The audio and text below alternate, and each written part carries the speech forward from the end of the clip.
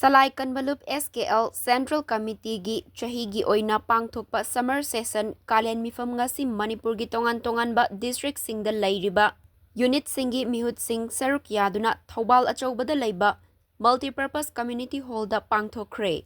SKL gi chairman Salaicha L Gopal, vice chairman Salaicha L Inaucha, Salaicha A Malem Khomba amadi Salaicha N Indralal na president member sing oiduna pangthokhiba KAALEN MIPHAM adu chairman L Gopal na lupki firal chingkhatuna amasung laikhidraba SKL gi founder chairman Akoizam Jugindro Oza Kongam yauna laikhidraba lupki member singi mafamda laikatuna ikai khumnabaga loinana haudokhi. KAALEN MIPHAM adu bo haudokladuna SKL gi chairman Salaicha L Gopal na hai SKL gi constitution gi article taragi clause manga gi matung inna chahi amada SKL gi KAALEN MIPHAM amadi Ningtham MIPHAM haina maru oiba MIPHAM ani pangthoi.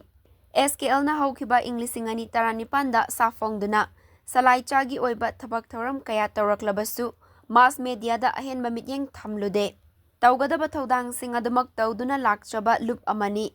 Adubu media da fongdoktaba asina maram oiraga SKL bu kanagumba singna aronba loop amagum khankigadra khanbadagi ngasidi tangai fadana SKL lay haiba asi miyam khangna fongdokle. Salaicha singi tungi yaifanabagi damak loop singa punna wakhal manana chatminasi haiba wafam kaya fongdokhi.